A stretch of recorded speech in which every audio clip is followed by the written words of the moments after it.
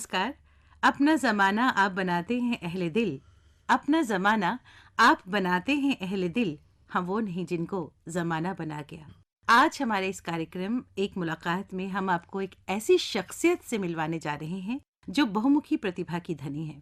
बहुत कुछ किया है, बहुत सारे रिकॉर्ड्स इनके नाम है और बहुत कुछ ऐसे रिकॉर्ड्स इनके नाम है जिनके लिए कहा जाता है कि वो पहली महिला है जिन्होंने ये अवार्ड्स जीते हैं और ये रिकॉर्ड्स इनके नाम है। आज हमारे साथ हैं डॉक्टर मीनाक्षी पाहूजा जी, जो एक राष्ट्रीय स्तर की जानी मानी बहुत ही सफल तैराक है, एक शिक्षिका है और 2018 में इनको राष्ट्रपति द्वारा नारी शक्ति पुरस्कार से नवाजा गया है। मीनाक्षी जी, आपका हमारे स्टूडियोज में बहुत बहुत स्वागत। नमस्कार, धन्यवाद। जिस तरह से पूरे वर्ल्ड में आपको जल परी कहा जाता है, जल परी का खिताब दिया गया है, कई रिकॉर्ड आपके नाम है तैराकी के रूप में, जो आपने पहला पड़ाव तय किया, जो शुरुआत की, जो प्रेरणा आपको मिली। मैं चाहूंगी जितनी भी महिलाएं हमें इस वक्त सुन रही हैं, आप उनके साथ अपनी ये यात्रा साझा कीजिएगा। जी ज़रूर।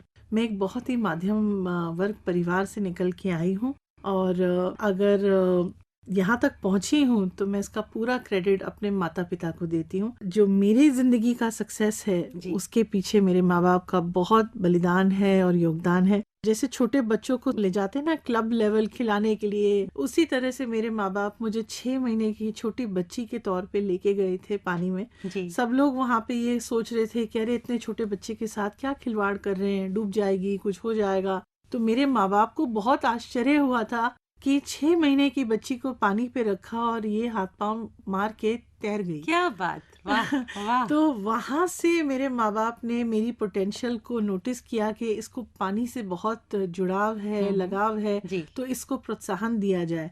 और मेरी किस्मत बहुत अच्छी थी कि मैं एक स्विमर्स फैमिली में पैदा हुई। मेरे पिताजी ने देश के लिए मेडल जीता था। वो first batch NIAS coach of this country, Shri Virendra Kumar Pahuja ji. और वैसे वो पढ़ाते थे, सीनियर मोस्ट टीचर थे।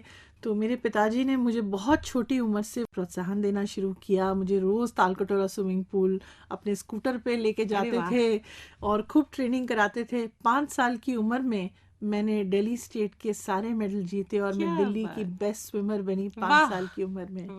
5 साल की उम्र में, क्या बात, ये अपने आप में एक प्रेरणा है। जी, बस वहाँ से ये शुरू हुआ। 9 साल की उम्र में मैंने दिल्ली के लिए पहला नेशनल मेडल जीता, सब जूनियर नेशनल में। अभी भी मुझे याद है गुवाहाटी में वो नेशनल्स हुए थे 1987। वहाँ पे मैं 2 मेडल जीत के आई थी, दोनों सिल्वर थे। और वहाँ से जो नेशनल लेवल पे मेरा दबदबा रहा, पूरे 13 साल मैंने दिल्ली के लिए नेशनल लेवल पे मेडल जीते और लगातार जीतती रही। स्कूल नेशनल गेम्स बड़े प्रेस्टिजियस नेशनल होते हैं। 3 साल लगातार मैं बेस्ट स्विमर रही with all new meet records. और देश के लिए मैंने पहला मेडल जीता 10th एशिया पैसिफिक में 1996 में कोरिया में जी। और मैं इकलौती ऐसी फीमेल तैराक थी जो कोरिया से मेडल लेके देश के लिए वापस आई। वाह, ये हम सबके लिए गौरव की बात। तो मीनाक्षी जी, जब हम आपके बारे में पढ़ रहे थे, बहुत सारी उपलब्धियों के आंकड़े हमारे सामने हैं। जिस तरह से राष्ट्रीय और अंतर्राष्ट्रीय लेवल पर आपने बहुत सारे रिकॉर्ड कायम किए हैं और 11 वर्षों तक आप लगातार तैराकी की मेडलिस्ट रही हैं। पूल तैराकी के बाद आपने भागीरथी नदी में 19 किलोमीटर का सफर तय किया। क्या कहेंगे इसके बारे में? देखिए, ये मेरा वो सपना था जो मैं बचपन से देखा करती थी कि जैसे छोटे बच्चे होते हैं ना, घर में हमेशा जिद करते हैं समुद्रों को देख के कि मुझे तैरना है, इन समुद्रों में जाना है। जब मैं बहुत छोटी थी बोला करती थी तो मेरे माता पिता सोचते थे बच्चा है, जिद कर रहा है, कोई बात नहीं। बट जैसे जैसे मैं बड़ी होती गई उन्हें ये समझ में आया ये बच्चे की जिद नहीं है, इसका जुनून है। जैसा मैंने आपको बताया, मैं एक मध्यम वर्ग परिवार से थी तो मेरे पास इतने रिसोर्सेज नहीं थे। हमारे ज़माने में आप 1 नेशनल मेडल जीतिए या आप 10 नेशनल मेडल जीतिए, आपको 90s के एरा में सिर्फ एक स्कॉलरशिप मिला करती थी 3600 रुपए की पूरे साल में। खेलो इंडिया जैसे इनिशिएटिव जो भारत सरकार ने शुरू किए हुए हैं, ये सब इनिशिएटिव उस ज़माने में नहीं थे। तो सब कुछ हमें अपने बलबूते पे करना था। तो हमारी स्ट्रगल बहुत ज़्यादा थी। और जब मैं कहती थी कि मुझे समुंदर तैरने, जब आप बच्चे होते हो तब आप ये नहीं समझते ना कि ये समुंदर तैरने के लिए आपके साथ चलने वाली एक बोट होगी और दूसरे देश आप जाओगे तो आपको एरोप्लेन में जाने आने का खर्चा चाहिए, वहाँ पे आप रहोगे, आपको खाना पीना चाहिए, आपके साथ जो जा रहे हैं उनका भी सारा अरेंजमेंट करना है। उस टाइम तो ये जिद थी। पर जैसे जैसे मैं बड़ी हुई और मैं अपने माँ बाप से बोलने लगी कि मुझे ये समुंदर ज़रूर तैरने हैं। तो मैं इस चीज़ में अपने पिताजी की बहुत रिस्पेक्ट करती हूँ कि उन्होंने मुझे बड़ी ईमानदारी से दुनिया से सामना करना सिखाया और ये बताया कि अपनी रोटी खुद कमानी है। क्या बात। बहुत छोटी उम्र में मैंने लोगों को तैरना भी सिखाना शुरू कर दिया और अपने पैसे जोड़ती थी, अपना कॉलेज भी करती थी कि एक दिन मैं समुंदर ज़रूर तैरूंगी। और जब मैंने अपनी हायर एजुकेशन ख़त्म करी, मैंने यूजीसी का नेट एग्ज़ाम क्लियर किया, एमफिल किया, पीएचडी करी और मैं 23-24 साल की उम्र में एज असिस्टेंट प्रोफेसर नियुक्त हुई। तो मैं अपने पापा के पास बड़ा तेज़ दौड़ के गई, पापा अब तो मेरा करियर बन गया, अब क्या मैं समुद्रों की तरफ रुख कर सकती हूँ? तो उन्होंने मुझे कहा, अभी आप एक एडहॉक टीचर हो, जिस दिन आप परमानेंट टीचर हो जाओ मैं सबसे पहला इंसान होऊंगा जो आपकी ट्रेनिंग कराने वापस समुद्रों के लिए स्विमिंग पूल पे बैठूंगा और आपकी बोट पे मैं ही बैठूंगा आपका रास्ता दिखाने के लिए। क्या बात। एंड मुझे ये था कि मेरे पापा मेरा साथ ज़रूर देंगे और मैं लगी रही। और जिस दिन 2006 में मैं कॉलेज में परमानेंट हुई, मुझे अभी भी याद है 2006 मई में मैं परमानेंट हुई और मैं दौड़ के गई कि अब तो हो गया। तो कहते हैं हाँ हाँ बता पहली स्विम कहाँ है और चल ट्रेनिंग शुरू करते हैं। उस वक्त मेरी उम्र जो थी कोई 28 के करीब हो गई थी और हिंदुस्तान में लड़कियों के लिए अगर 28 साल की उम्र में वो समुंदर तैरने के लिए अगर रुख करती है तो उसको सारे लोगों का सुझाव ये होता है शादी करो, बच्चे पैदा करो, अपनी फैमिली लाइफ सेट करो। क्यों अपने ज़िंदगी से खिलवाड़ करना चाहती है, क्यों समुद्रों में जाना चाहती है, कोई भी हादसा हो सकता है। पर मेरा जुनून बहुत स्ट्रांग था और मेरे माँ बाप जानते थे कि ये ज़रूर जाएगी, किसी के रहने पे रुकेगी नहीं। अब उसकी इतनी क्षमता है कि वो अपना खर्चा उठा सकती है। तो 2006 में हम भगीरथी तैरने के लिए गए और मुझे भी नहीं पता था कि पानी के सांपों से वहाँ मेरी मुलाकात होगी। वहाँ सांप थे पानी में? जी जी बिल्कुल थे और मैंने कभी अपनी जिंदगी में रंग बिरंगे सांप नहीं देखे थे। ऐसा था? जी। सो स्टार्ट से पहले ही हरे रंग का सांप लाइन क्रॉस कर गया तो धड़कन तो आधी वहीं बंद हो गई थी। बिल्कुल। फिर बट अपने आप को खूब मोटिवेट करके बस यही विजुअलाइज कर रही थी ये स्टार्ट है बट मुझे फिनिश एंड दिख रहा था। ये 19 किलोमीटर की रेस थी एंड मुझे बताते हुए बहुत खुशी हो रही है। मैंने 28 साल की उम्र में हिंदुस्तान के टॉप 10 स्विमर्स के अंदर वो ख़त्म किया रेस और वहाँ से जो मुझे मोटिवेशन मिला कि yes I can still do it, age is not a barrier. Age is not a barrier. और सबसे बड़ी बात जो आपने सांपों की बताई, बहुत बड़ी प्रेरणादायक बात है कि डर के आगे जीत है और उसको आपने बिल्कुल सही तरीके से बताया है। मैंने तो सोचा ही नहीं, मैंने बस भगवान का नाम लिया और बस देखी जाएगी कुछ हो जाए, मैंने ये रेस खत्म करनी है। वाह। मैं बड़ी मेहनत से यहाँ तक पहुँची हूँ, ये मैं गिव अप नहीं करूँगी। और वहाँ से जो मेरा सफ़र शुरू हुआ, नेक्स्ट ईयर मुझे क्वालिफाइंग मिल गई लेक ज्यूरिख स्विट्ज़रलैंड तैरने के लिए and I was the first one from Delhi. मैं दिल्ली की पहली ऐसी तैराक थी जो लेक ज्यूरिख स्विट्ज़रलैंड तैरने गई। बिल्कुल बिल्कुल। 26.4 किलोमीटर का सफ़र मैंने पानी में तय किया और मुझे वर्ल्ड रैंक 5th मिली। वाह। और उसके बाद तो बस नो लुकिंग बैक, एक के बाद एक सारे समुद्रों की बस। इंग्लिश चैनल अभी भी मेरा एक अनफुलफिल्ड डिज़ायर है, मैं बहुत करीब उसके पहुंची।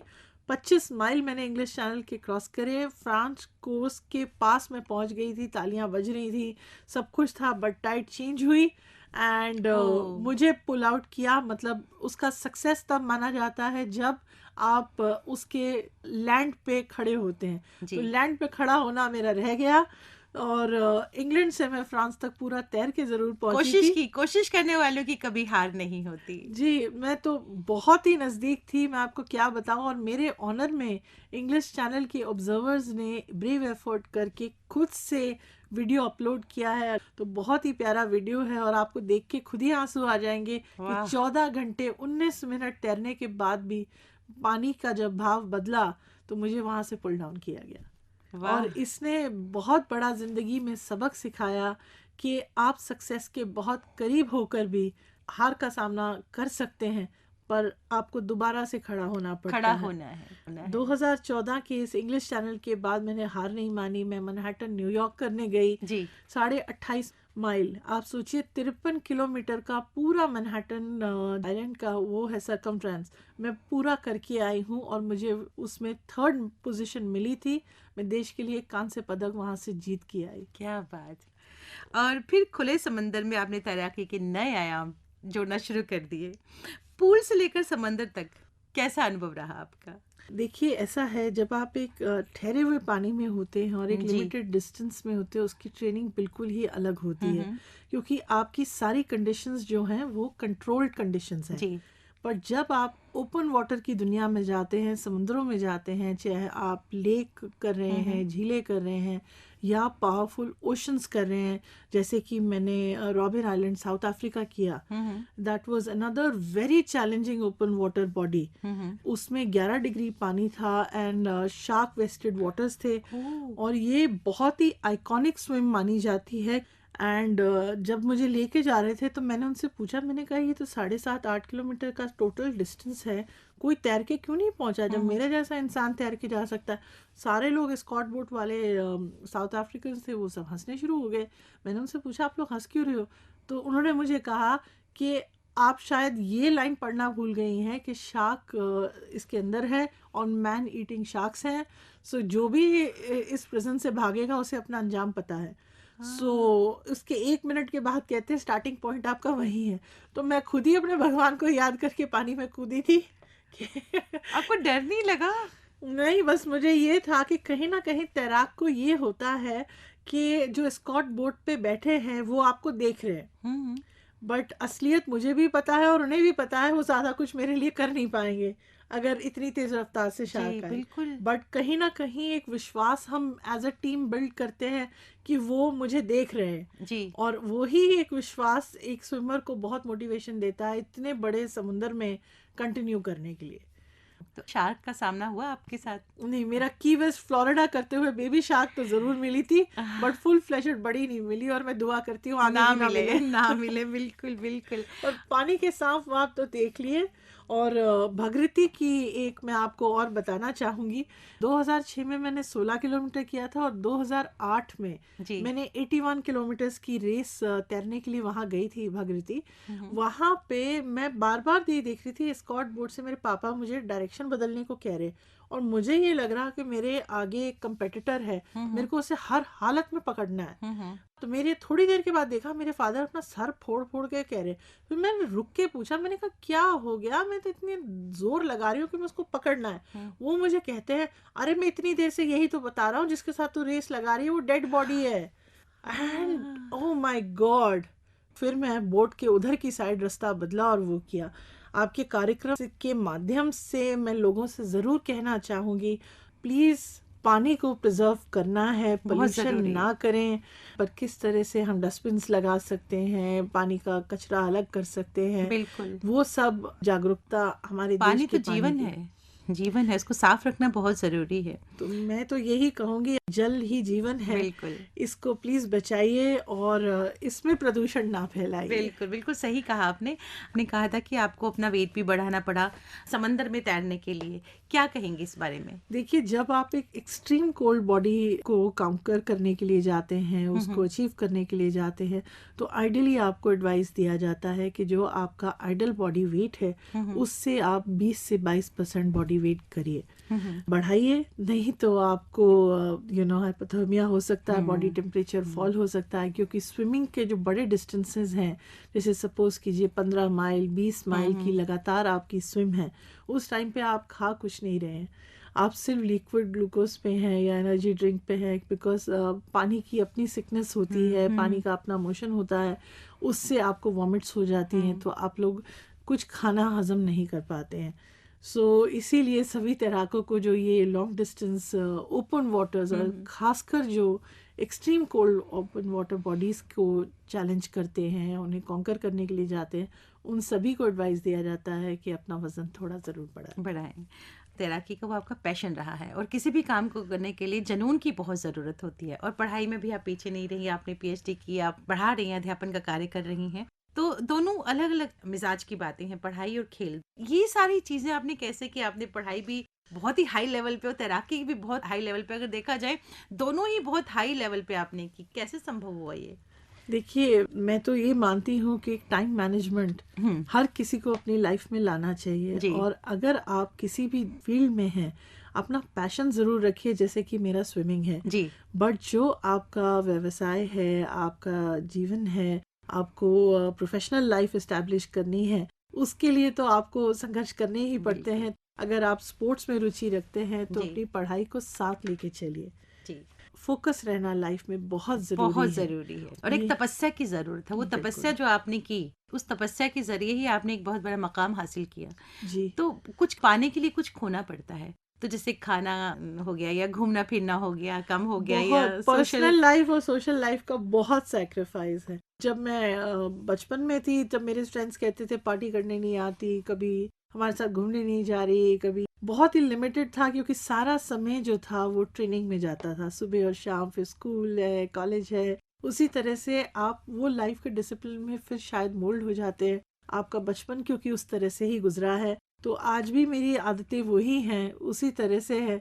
सो मुझे लगता है वो डिसिप्लिन लाइफ जो स्पोर्ट्स ने सिखाया और बिल्कुल। जो कमिटमेंट मुझे सिखाई, उसी तरह से मैं कंटिन्यू कर पा रही हूँ। आज भी मेरा वही रहता है, कम टाइम सोती हूँ और काम ज़्यादा कर पाती हूँ। I think the childhood training was too good. आपकी जो जीवन शैली रही है, जो आपने तपस्या की है, उसी तपस्या के कारण ही और जो आपके मम्मी-पापा का जो आशीर्वाद रहा है, उसी की वजह से आप इस मकाम पर हैं। तो अक्सर हम देखते हैं कि महिलाओं के सामने अक्सर 2 रास्ते होते हैं। एक तो करियर, अपने सपनों की उड़ान और दूसरा परिवार की ज़िम्मेदारियाँ होते हैं। तो ऐसे में क्या होता है, बहुत सारी महिलाएँ अपने सपनों को छोड़ देती हैं और फिर ज़िंदगी मलाल से भर जाती हैं। ऐसी महिलाओं के लिए आप क्या कहेंगी? मैं उन सबको ये कहना चाहती हूँ कि गलत नहीं है अगर आपने अपने परिवार को प्रायोरिटी दी है, हुँ, हुँ। बट आप परिवार के साथ साथ अपने सपनों को भी साथ ले सकते बिल्कुल, हैं। और it's never too late in life. बिल्कुल। अगर आज आपने पारिवारिक जीवन चुना और आपने घर परिवार को बहुत समय दिया, बच्चे बड़े हो गए, आपके पास समय है, तो आपकी जो भी रुचियां हैं आप उसमें अभी भी अपना समय निकाल के दोबारा से खड़ी हो सकती हैं। बिल्कुल। और ऐसी कोई बात नहीं है कि ये एक योगदान नहीं है। होम मेकर्स मेरे ख्याल से हर कोई सलाम करता है। हुँ। बहुत बड़ा काम होता है परिवारों को साथ लेके चलना। उन सभी महिलाओं को सलाम है जो घर परिवार के रिश्ते संजो के आगे बढ़ रही हैं। बिल्कुल। जिस तरह से डॉक्टर मीनाक्षी पाहुजा हैं, वो सिर्फ़ एक बेस्ट इंटरनेशनल लेवल की स्विमर नहीं है, तैराक नहीं है। उन्होंने डॉक्टरेट लेवल पे पीएचडी की है। इसके अलावा वो रंगमंच से जुड़ी हैं, उन्होंने किताबें भी लिखी हैं। तो कैसे ये सब कुछ, तैराकी, आपका पैशन, आपकी पढ़ाई, आप पढ़ा रही हैं, फिर आप रंगमंच से भी जुड़ी हुई हैं, फिर आप अंडर प्रिविलेज्ड बच्चे हैं, उनके लिए भी काम कर रही हैं और किताबें भी लिख रही हैं। क्या कहेंगी आप? काजल जी, नीयत साफ हो तो बस भगवान रास्ता बनाता है। मैं ये चीज़ बहुत ईमानदारी से मानती हूँ कि आपकी जितनी निष्ठा होती है, जैसी आपकी सोच होती है, जो आप इस कुदरत से मांगते हैं सच्चे दिल से, वो पूरा ज़रूर होता है।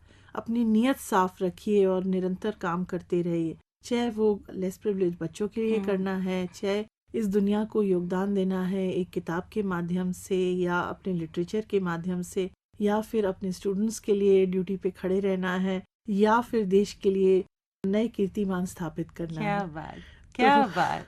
बस भगवान जी ऊर्जा दे रहे हैं और जितनी क्षमता है मैं चाहती हूँ जितना भी जीवन है, जितना ज़्यादा योगदान दे के मैं इस जीवन में जा सकूं, बस वही मेरा क्या है। बात! टाइम मैनेजमेंट करना बहुत ज़रूरी है, बैलेंस बनाना बहुत ज़रूरी है और पैशन का होना बहुत ज़रूरी है। उसकी जीती जागती मिसाल हैं डॉक्टर मीनाक्षी पाहुजा। देखिए, जब हम बड़े समुद्रों में होते हैं, जैसे मैंने बताया, जीव जंतुओं से, समुद्रों के जीव से हमारा सामना हो सकता है। जब इंग्लिश चैनल मैंने 14 घंटे 19 मिनट उस पानी में थी, तो बहुत सारी जेली फिशेस से वो पानी भरा हुआ था। जी। अब जेली फिशेस के बारे में आप जानते हैं कितनी पॉइजनस जी। होती हैं, और अगर उनका स्टिंग हो जाए तो इंसान को इलेक्ट्रिक करंट के तौर पे दौड़ सकता है।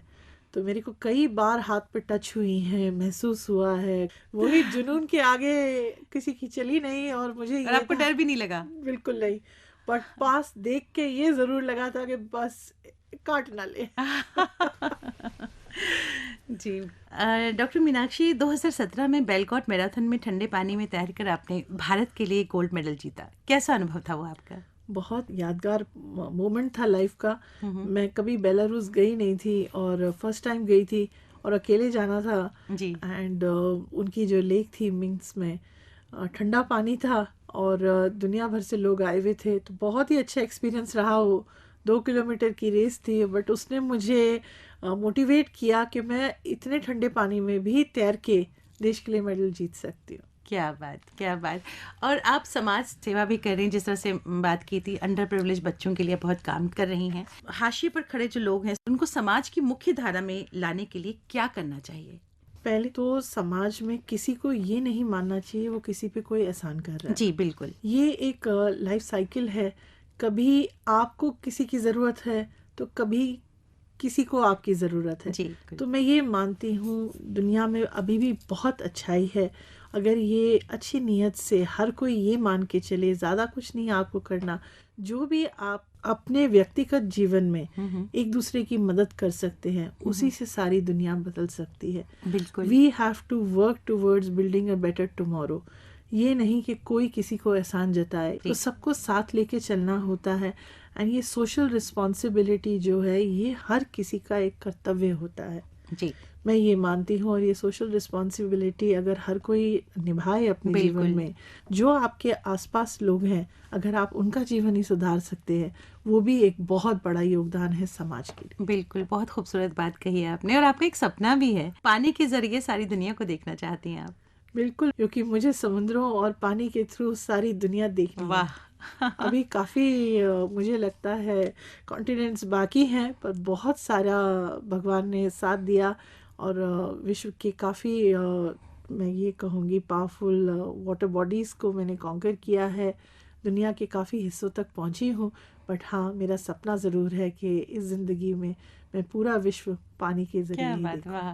और आपने किताबें जो लिखी हैं, 3 किताबों की आप बात करें, क्या कहेंगी, कौन-कौन सी किताबें हैं वो? देखिए, एक तो हमारी एनुअल पब्लिकेशन है, ये स्विमिंग स्टैटिस्टिकल बुलेटिन है, जी जिसकी शुरुआत मेरे पिताजी ने करी थी। उन्होंने 35 एनुअल स्टैटिस्टिकल बुलेटिन निकाली अपने जीवन काल में। उनके बाद ये किताब उनके नाम से ही आती है, VK Pahuja swimming statistical bulletin. जी ये हर साल 23 जून को दिल्ली में रिलीज़ कराई जाती है। जी और इसमें सारे आंकड़े होते हैं स्विमिंग के, जी देश के और पूरे वर्ल्ड के, ताकि बच्चे इससे इंस्पिरेशन ले सकें कि आज नेशनल लेवल पे अगर मेडल जीतना है तो ये टाइमिंग्स हैं। जी तो वो अपने लिए खुद तय कर सकें कि मुझे कितनी मेहनत करनी है ताकि मैं आने वाले साल में मेडल जीत वाह। सकूं। और दूसरी किताब जो है वो हमने योगा एंड स्ट्रेस मैनेजमेंट पे लिखी है। जी, बहुत-बहुत शुक्रिया डॉक्टर मीनाक्षी। Thank you.